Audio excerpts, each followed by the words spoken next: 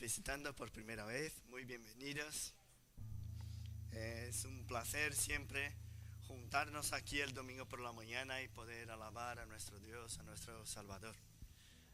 Primera de Juan, capítulo 4, empezando en el primer versículo. Amados, no creáis a todo espíritu, sino probad los espíritus si son de Dios, porque muchos falsos profetas han salido por el mundo. En esto conoced el Espíritu de Dios. Todo espíritu que confiesa que Jesucristo ha venido en carne es de Dios. Y todo espíritu que no confiesa que Jesucristo ha venido en carne no es de Dios. Y este es el espíritu del anticristo, el cual vosotros habéis oído, que viene y que ahora ya está en el mundo. Hijitos, vosotros sois de Dios y los habéis vencido, porque mayor es el que está en vosotros que el que está en el mundo. Ellos son del mundo, por eso hablan del mundo y el mundo los oye. Nosotros somos de Dios. El que conoce a Dios nos oye. El que no es de Dios no nos oye. En esto conocemos el espíritu de verdad y el espíritu de error. Ya llevamos algunos meses ya estudiando la primera carta del apóstol Juan. ¿Cuáles son las razones que el apóstol Juan tenía para escribir una carta diciendo a los creyentes de la iglesia que debían probar los espíritus? Ya hemos hablado del contexto en el cual estaba. Si nos acordamos bien, habla allí, el contexto tenía muchos falsos profetas, herejías que surgían a finales del primer siglo, y todo eso formaba parte de su preocupación. Pero vamos a recordar algunos detalles más que todavía no hemos hablado del contexto histórico del apóstol Juan. Él escribió esa carta a finales del primer siglo después de Cristo, y sabemos que allí en el Imperio Romano existía lo que llamamos hoy la Pax Romana. ¿Qué es eso? Empezó 27 años antes de Cristo con el emperador Augusto y fue hasta el segundo siglo más o menos. Fue un tiempo donde el Imperio Romano ya casi no tenía nada más que conquistar. Había un gran desarrollo cultural, gran prosperidad financiera, casi ninguna guerra. Por eso llamamos ese periodo de Pax Romana. Y así estaba el imperio. Y en contraste a esa prosperidad, a ese conocimiento del griego, de todos los escritos griegos, en contraste a todo eso estaba el mensaje sencillo de la cruz. ¿Cómo puede ser que un condenado del imperio, incluso hablando de humildad, de contraposición a lo efímero, de contraposición al poder, al mérito propio, ¿cómo un mensaje así puede ser algo relevante? La doctrina de la cruz encontraba en su primer contexto cultural un contraste tremendo. ¿Y de dónde habían salido los falsos profetas que dice aquí en este texto? Vimos en el capítulo 2, versículo 19, que los que estaban predicando en contra del verdadero Cristo salieron de la propia iglesia. Y salieron porque no todos que estaban entre ellos eran de hecho nacidos de nuevo. Eran verdaderos creyentes, por eso salieron. Y si ese era el contexto, entonces los creyentes que estaban recibiendo esa carta deberían aprender a juzgar si una enseñanza era verdadera o no. Ahora sí, ya podemos comprender por qué el apóstol Juan nos escribe eso. Porque si de repente uno que formaba parte del liderazgo de la iglesia empezaba a enseñar algo diferente, ellos tenían que discernir si lo que estaban enseñando era verdadero o no. Y ya hemos visto que lo que es verdadero debe expresarse por medio de los hechos y no de palabra, que es lo que vimos hace 2 domingos más o menos. O sea, no es suficiente decir que es un verdadero creyente. Por eso el apóstol Juan aquí nos escribe las pruebas visibles de uno que está en Dios. Nos acordamos, ¿no? De las pruebas. ¿Cuáles son? Ya hemos visto. Las pruebas de un creyente visible. La primera que vimos es una prueba moral. ¿Qué es una prueba moral? No podemos decir que tenemos comunión con Dios si andamos en tinieblas. No podemos decir que tenemos esa cercanía a Dios y no practicamos la verdad. Como en las palabras del apóstol Juan, el que dice que permanece en Él, debe andar como Él anduvo. O sea, el anhelo por obedecer la ley, el anhelo por estar de acuerdo con la palabra de Dios es una de las marcas de un verdadero creyente. No conocer la ley, ojo, no es conocer la ley, sino andar en ella. Esa es la prueba moral que nos habla el apóstol Juan. Luego también habla de la prueba relacional.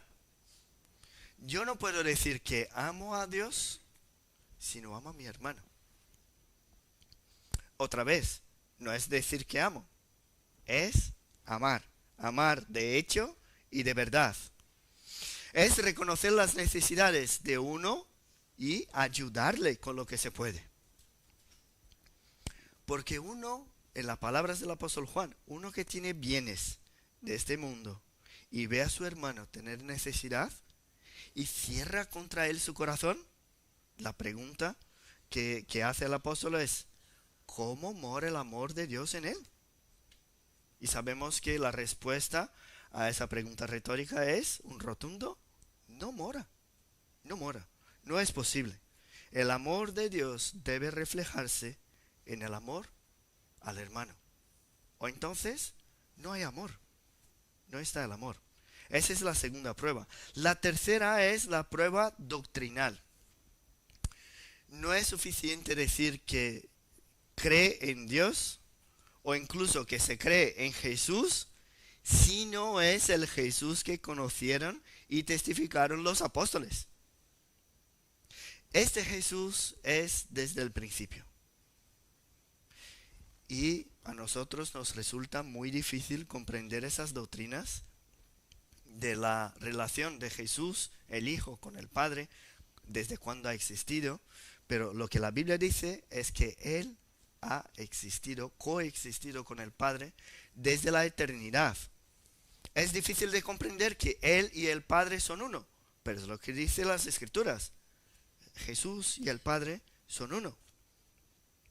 Y luego hablaremos de más detalles de esa prueba moral, pero creemos en el Jesús que es 100% hombre y 100% Dios, porque es así que nos enseñan las Escrituras. Y si creo en Jesús a mi manera y no como nos enseñan los apóstoles, este no deja de ser un ídolo que he puesto en lugar de Jesús, pero no es el Jesús verdadero. Al final, después de esas pruebas, lo que escucho y lo que creo, ¿es verdad o no pasa de una gran mentira? Cuando hago esa pregunta debo comprender que simplemente tener fe no es suficiente. Puedo creer en muchos santos, puedo creer en Jesús incluso, pero con algunos detalles exclusivos de mi comprensión, o en un Jesús moderno, que ya está en contra de la ley, o simplemente diferentes formas de comprender las Escrituras. Y si creo así, aún así mi fe no es la fe verdadera. Por eso el centro de estos versículos que hemos leído en esta mañana está en los dos imperativos del primer versículo. Fijaos allí en el primer versículo, aparecen dos imperativos. El primero es, no creáis a todo espíritu, un imperativo. Luego el otro, probad los espíritus. O sea, debemos aprender a diferenciar lo que viene de Dios y lo que viene del mundo. Y en la sociedad en la cual vivimos, mis hermanos, decir que solo hay una verdad parece ser un insulto total. Pero si mi verdad es decir que no existe una verdad absoluta, entonces sí, eso no insulta, no debería insultar a nadie. Es curioso pensar de la manera como existe nuestro mundo hoy en día. Si decimos que somos cristianos, debemos saber cuál es el cristianismo que nos enseñó Cristo. Eso tiene sentido, ¿no? Entonces, en esta mañana, lo primero que tenemos que hacer es discernir si confieso a Jesucristo. Por eso el primer paso es confesar. Confesar. Y el verbo que aparece aquí, traducido por confesar en la Reina Valera, es el verbo homologar, que es una transliteración del griego, homologar. Es lo mismo que se hace con un título. Nosotros que venimos de otro país, cuando llegamos aquí tenemos un título en nuestro país, ¿qué tenemos que hacer? Homologar nuestro título aquí. ¿Y qué significa eso? Tenemos que buscar a alguna institución en España que reconoce todo lo que es verdadero, todo lo que es necesario, y ellos van a mirar nuestro título y van a decir, vale, pues aseguramos que tu título es válido aquí en nuestro país también. Es como, por ejemplo, los que trabajan en un banco. Tienen que hacer eso. Puede que uno aquí en el pueblo tenga una tienda y reciba allí pagos en efectivo. Si cada vez que ingresa todo lo que recibió en el banco no tiene problema en recibir el dinero, los billetes allí, pues nunca va a tenerse y enterarse de los detalles que hay en un billete falso y en uno verdadero. Porque si no hay problemas, pues sin problemas. Si no hay falsificaciones, no hay razones para tanta preocupación. Pero si soy el dueño de una tienda, recibo en efectivo, cuando voy al banco para ingresar el dinero, el banco me dice, mira, ese billete de 100 euros es falso, no vamos a recibir. Uy, si me pasa una vez, me preocupo. Ahora, si me pasa cada semana, ¿qué voy a hacer? Voy a empezar a aprender cuáles son los detalles de un billete verdadero, para diferenciar un billete verdadero del falso. Por eso es importante, si aplicamos esa doctrina o esa idea, esa ilustración en nuestra perspectiva bíblica, por eso es importante probar los espíritus. No aceptar todo lo que viene, porque hay muchos falsos profetas. Ahora, ¿cómo hacer para reconocer una falsificación? Muchos de vosotros conocéis a mi madre, que ya ha venido a visitarnos unas cuantas veces, y ella ha sido por muchos años la tesorera de un banco público. Y ellos, claro, tenían máquinas allí que reconocían los billetes verdaderos y falsos, pero cuando uno era reconocido como falso, ella que tenía que ver si de hecho era falso o si era verdadero. Y si tenía duda, enviaba el billete al Banco Central, y ellos que homologaban, o sea, decían si era verdadero o falso o no. Y al final todos los que trabajaban en el banco tenían que conocer algo de un billete verdadero y de billetes falsos. ¿Y cómo se reconoce entonces tantas falsificaciones que hay por ahí? Pues ellos en el banco no tenían tiempo para reconocer a todas y estudiar a todas falsificaciones que había. Lo que hacen es conocer muy bien el billete verdadero. Si se conoce muy bien el verdadero, pues ya no va a equivocarse cuando coja uno que sea falso. Y por eso, para no caer en el engaño de los falsos profetas, es muy importante conocer el verdadero evangelio. Yo había traído aquí No sé qué os parece. ¿Cuál de esas cuál de estos es un billete falso? Claro. Así, así se nota más fácil, ¿no? ¿Cuál es el billete falso? El de abajo. Eso hasta un niño reconoce y tal. Pero ¿y si lo cogemos así? ¿Cuál es un billete falso y el verdadero?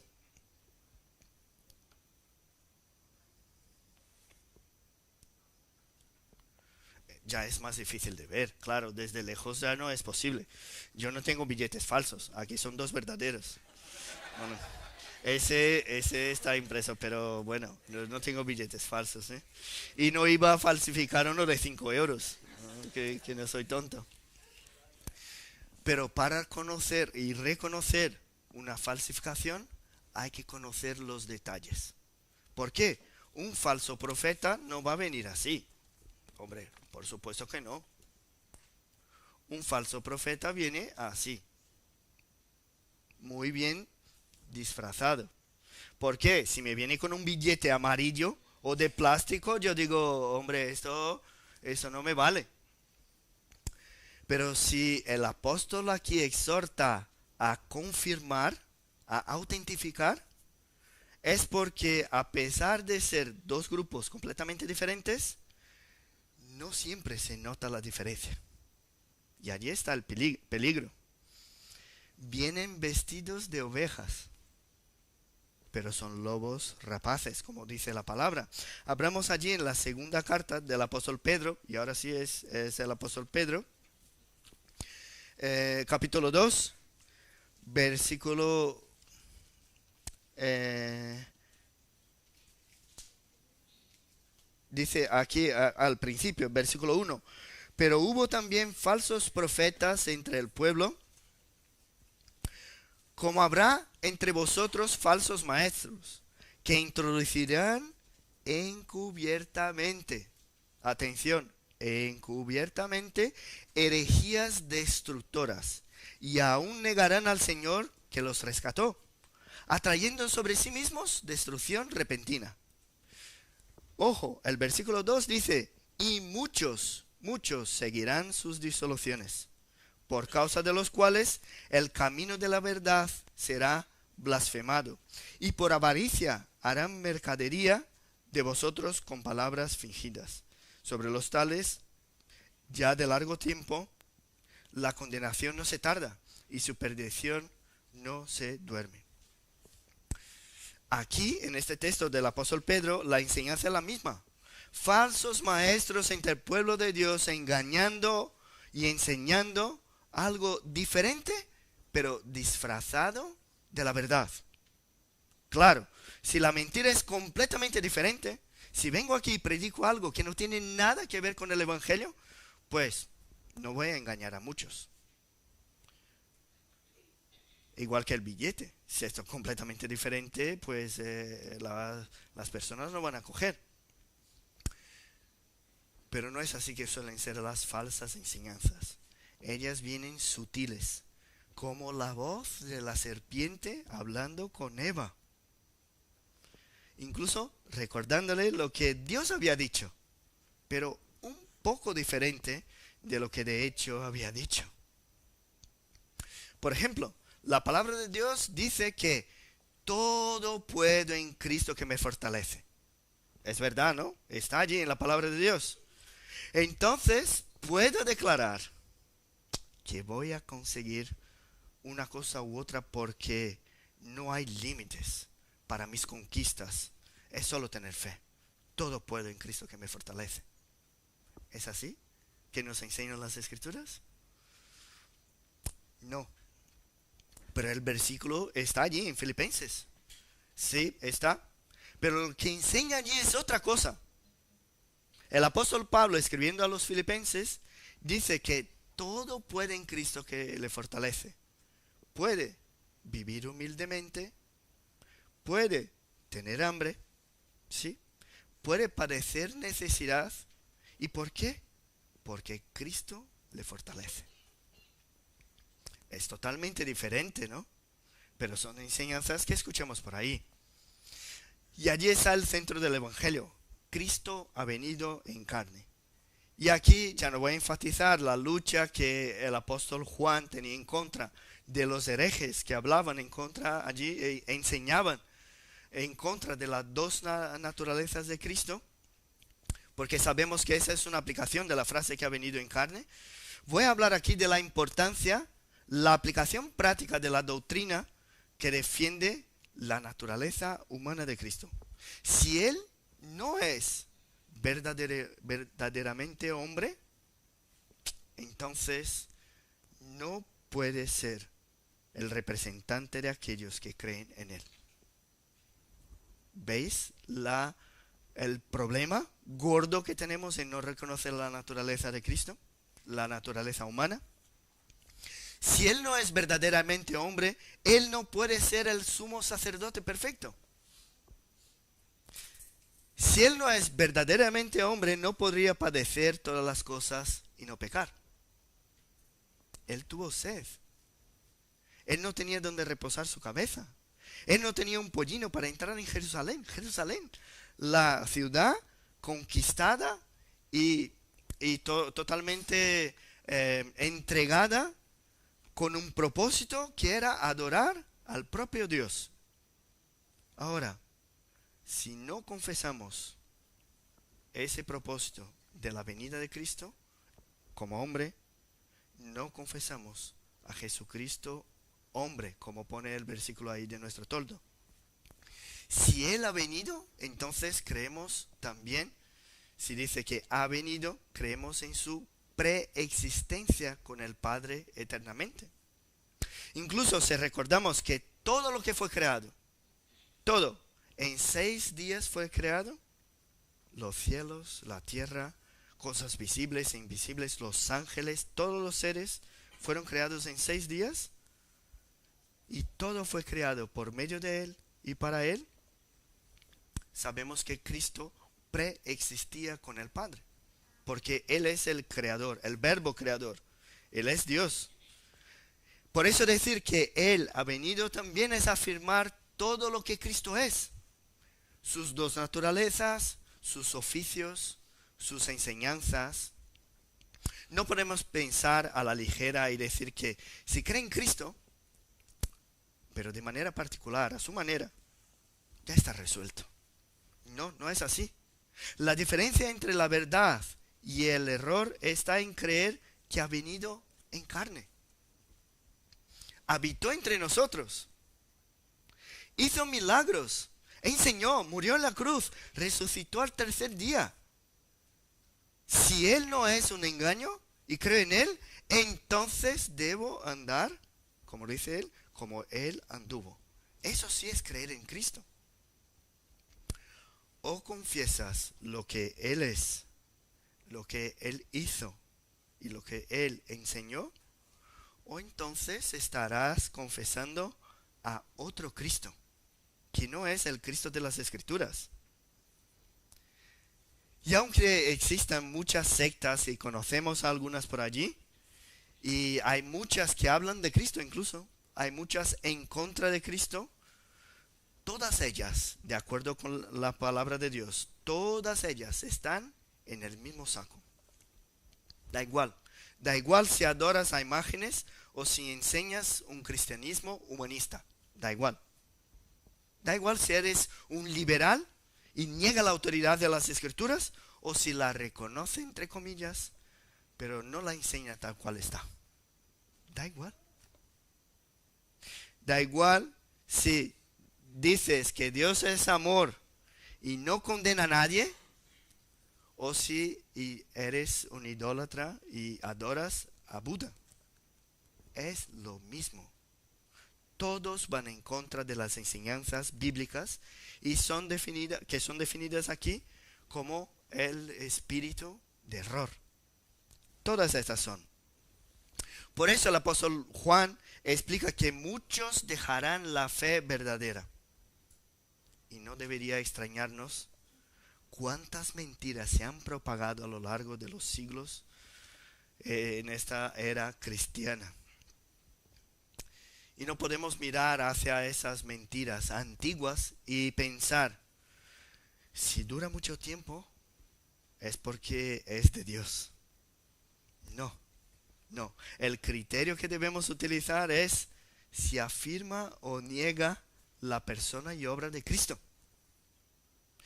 En medio a tantas enseñanzas falsas que están alrededor de nosotros, Dios aparta para sí un pueblo que está formado por aquellos que no doblaron su rodilla delante del mundo.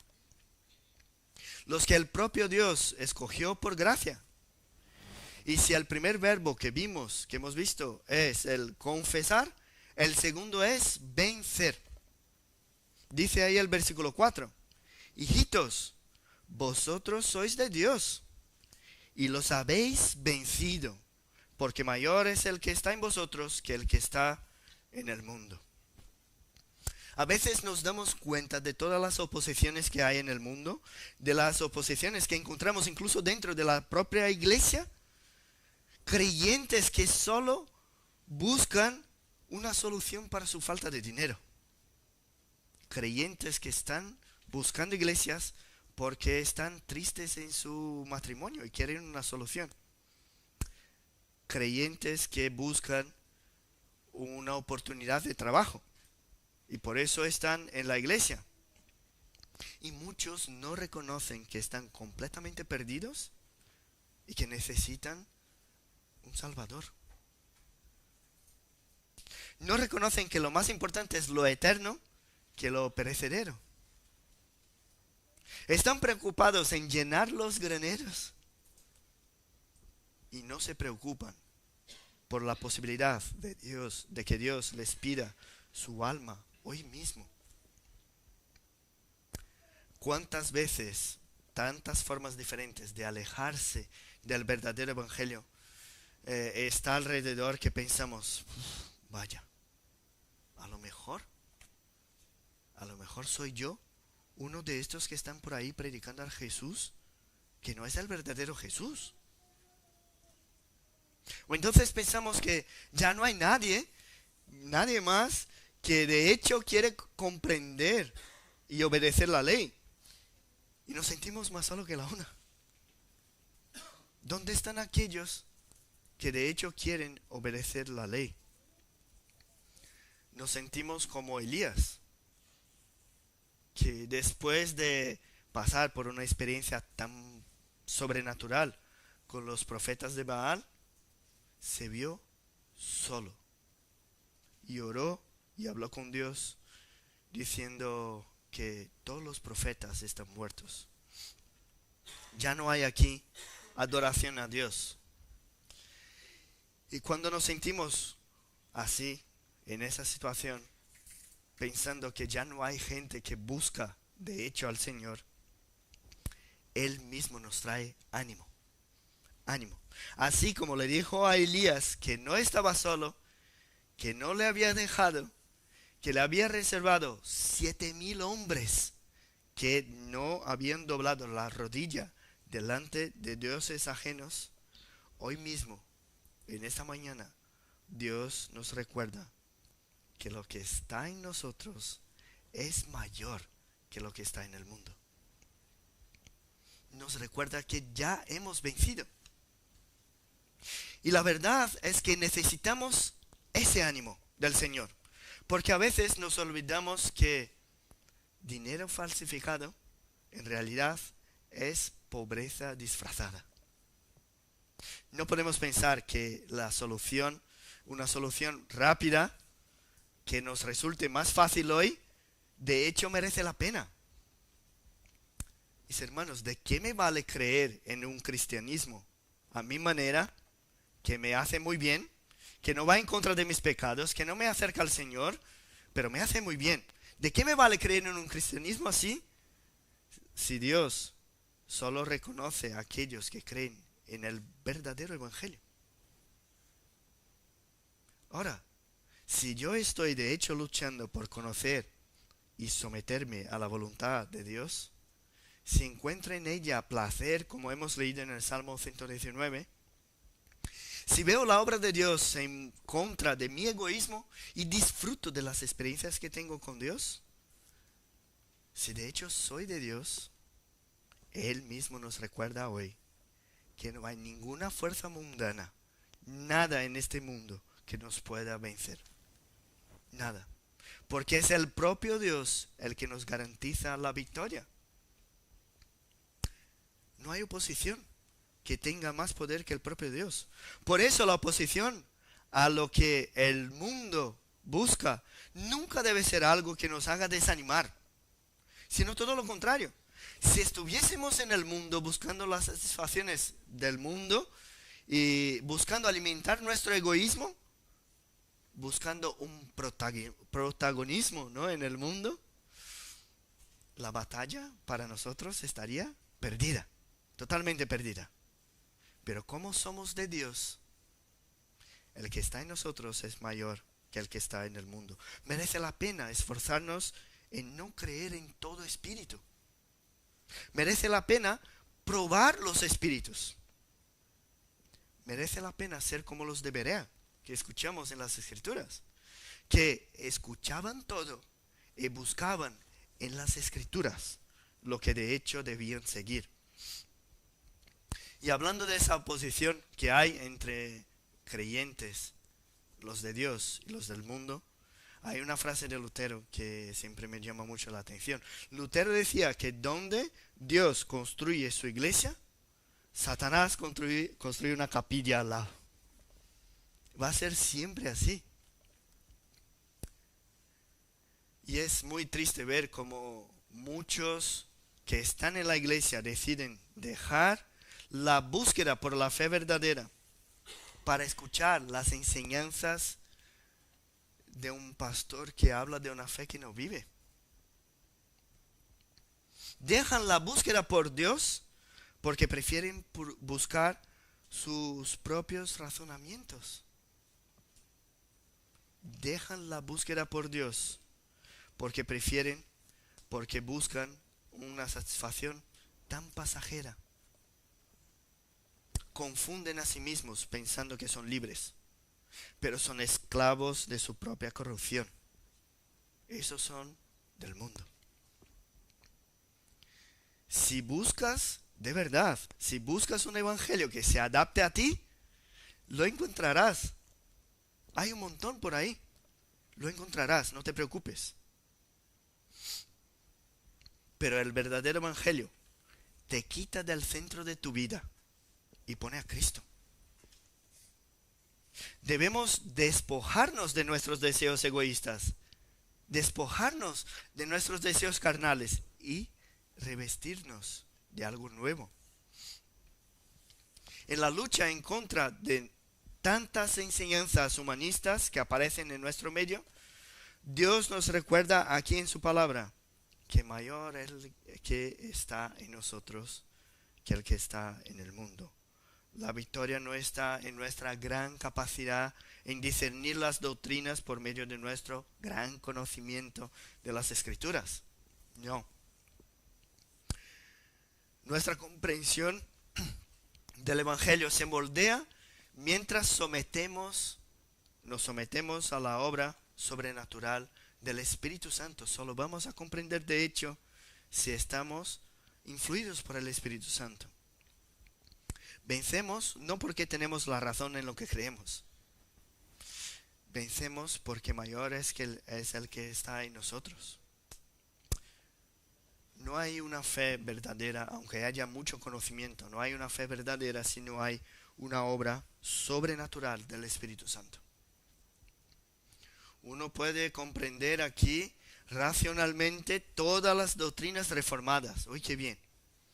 Puede ser un maestro y defensor del cristianismo. ¡Qué maravilla! Por eso, pero solo será capaz de vencer al mundo si el Espíritu Santo habita en él.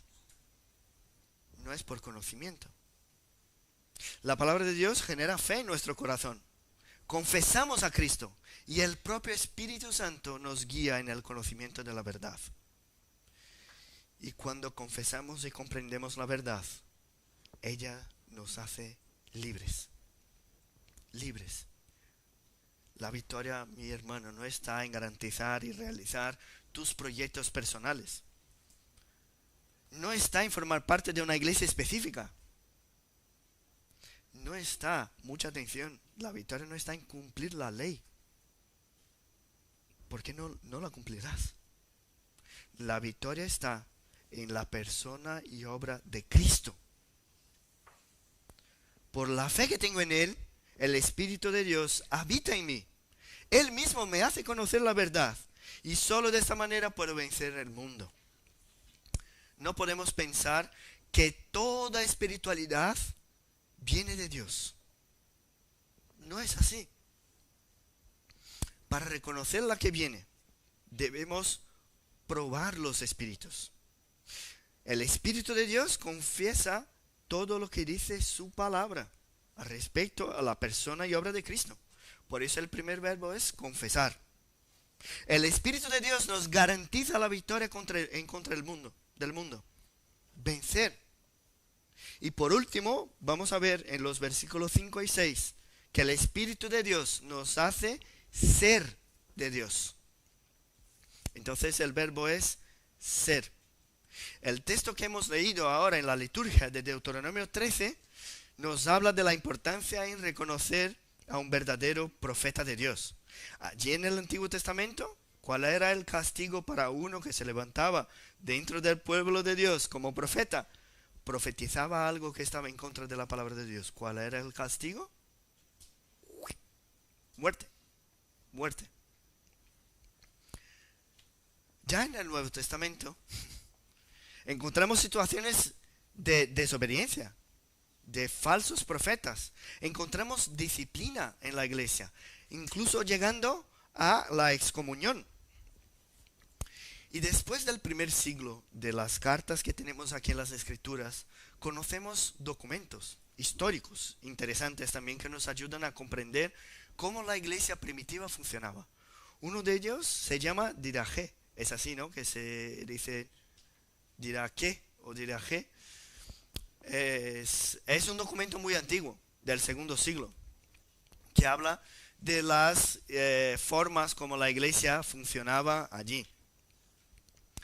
Y allí en ese documento dice que era la costumbre de la iglesia decir que no todo el que habla en espíritu es profeta, a menos que tenga la conducta del Señor.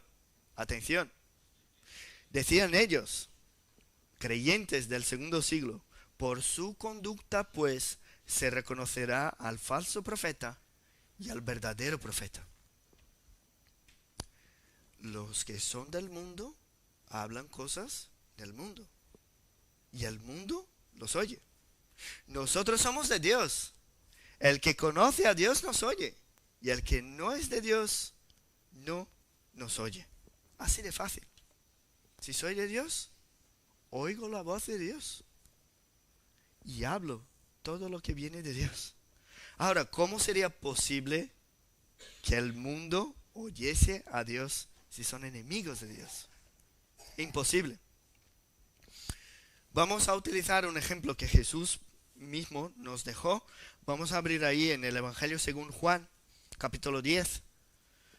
Un poco más adelante de los versículos que estudiamos el viernes pasado. Versículo 24.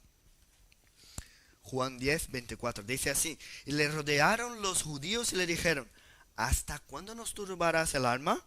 Si tú eres el Cristo, dínoslo abiertamente. Jesús les respondió: os lo he dicho, y no creéis.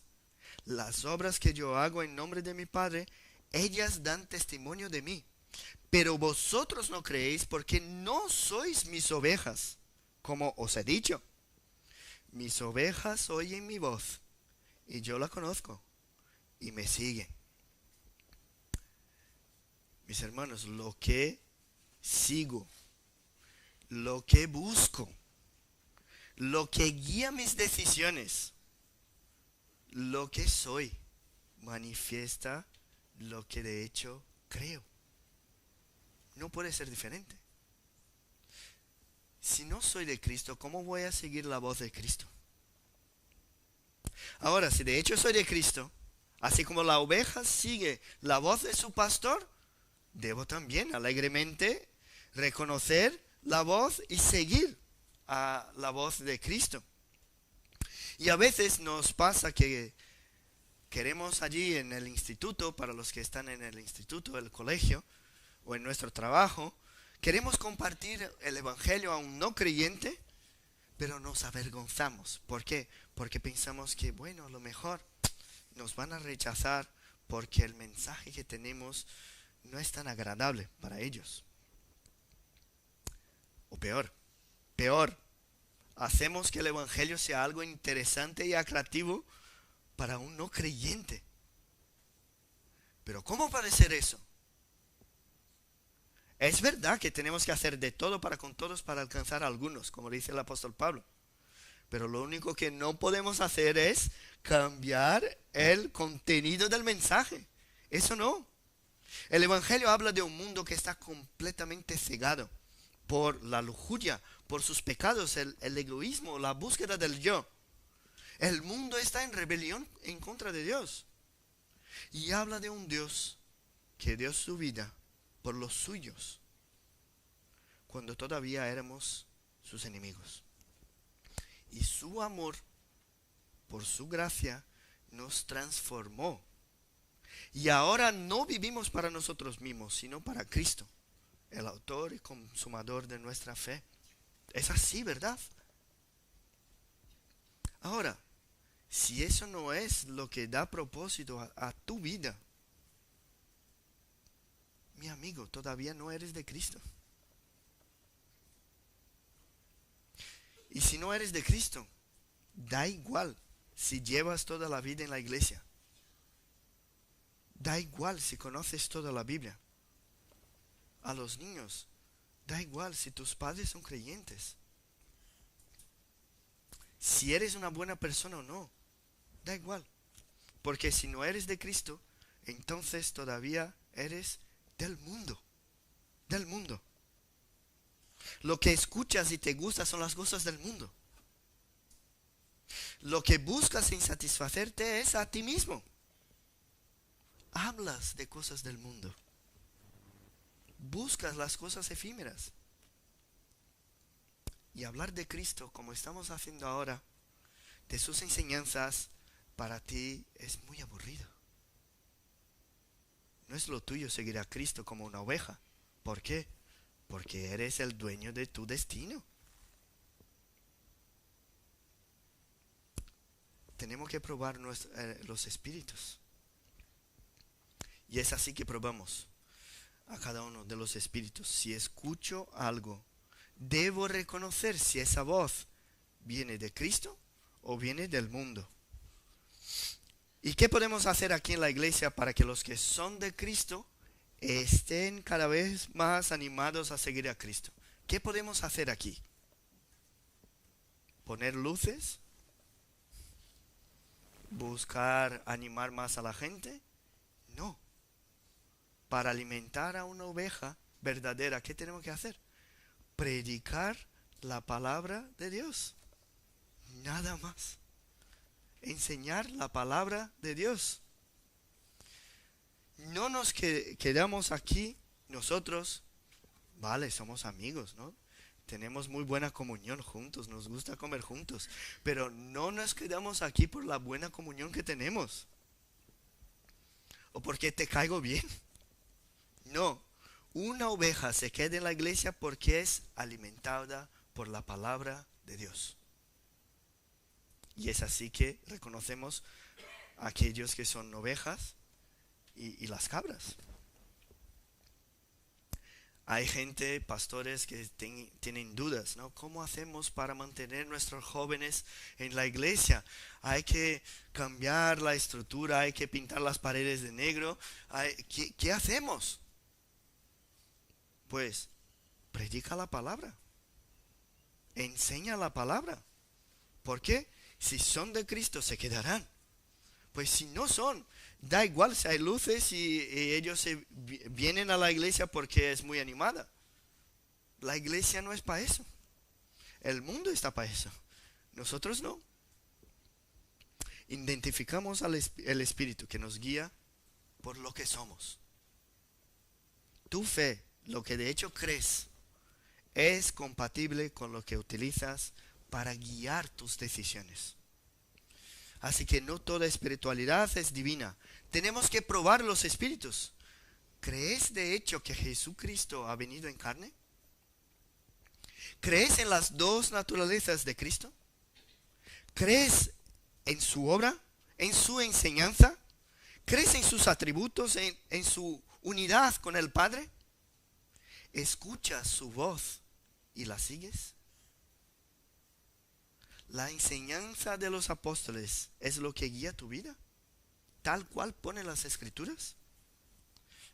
Mi hermano, si es así, entonces eres de Dios. La victoria está garantizada, porque está en ti algo que es mayor de lo que todo que está en el mundo. Algo importante.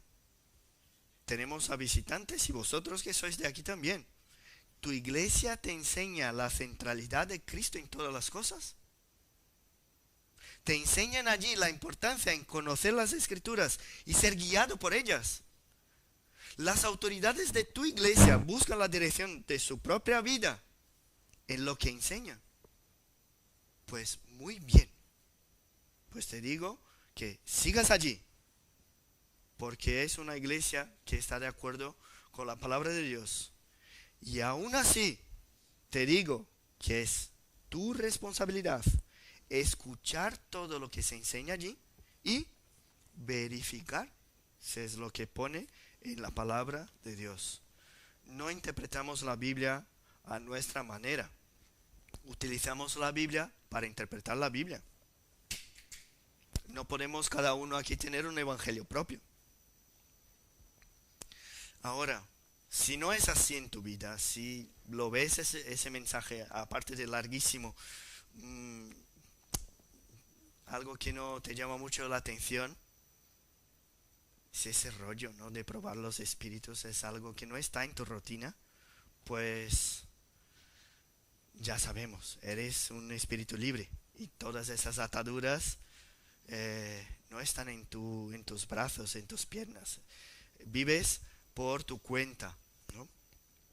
Mucho cuidado. Si piensas así, mucho cuidado. Porque vivir sin saber si sigues al mundo o a Dios es muy peligroso. Hay mucha gente enseñando un falso evangelio por allí.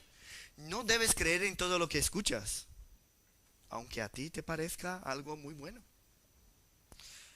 Pues la victoria, la que dice aquí ese texto, el gozo eterno es para aquellos que son de Dios, no para los que son del mundo. No entregues tu vida al ocaso. Hoy tienes la oportunidad de pedir a Dios que te ayude a ver algo que todavía no has visto. Hoy es el día de dejar de mirarse a su propio ombligo y alzar la mirada al cielo. Solo en Cristo hay esperanza. Solo en Cristo hay verdad. Solo en Cristo hay salvación. No vivas una vida guiada por espíritus de perdición. Hoy todavía hay tiempo para que te arrepientas, para que confieses tus pecados, para que sigas al buen pastor de nuestras almas, Jesucristo, el que ha venido en carne, el creador de todas las cosas creadas, el que murió por tus pecados para que tuvieses vida en él. Hoy es día de probar los espíritus y hoy es día de seguir al Espíritu de Dios. Vamos a orar. Te pedimos, Padre, que tú estampes en nuestros ojos, en nuestra mirada, la eternidad, para que no seamos guiados por cosas perecederas, sino que tu verdad, sino que la eternidad sea siempre el que guía nuestros corazones, Padre. Te pedimos por aquellos que todavía no te conocen personalmente. Te pedimos por aquellos que todavía no te han visto. Te pedimos por aquellos que todavía no confiesan a Cristo como Señor y Salvador de sus vidas. Padre, abra nuestros ojos para que podamos ver. no solamente las maravillas de tu santa ley, sino a ti mismo reflejado en ellas. Ayúdanos a vivir una vida digna de que seamos llamados siervos tuyos. Bendícenos, Padre, aquí en nuestra iglesia. Bendice a cada familia de aquí de nuestra iglesia. Que tú seas siempre el centro de todas las cosas aquí. Que nuestras atenciones sean siempre giradas, enfocadas en ti, en tu palabra, en tus enseñanzas. Y que nada más en este mundo nos llame la atención, sino solamente cumplir tu voluntad y cumplir tus propósitos aquí en la tierra. Bendícenos, Padre. En el nombre de Jesús que oramos. Amén.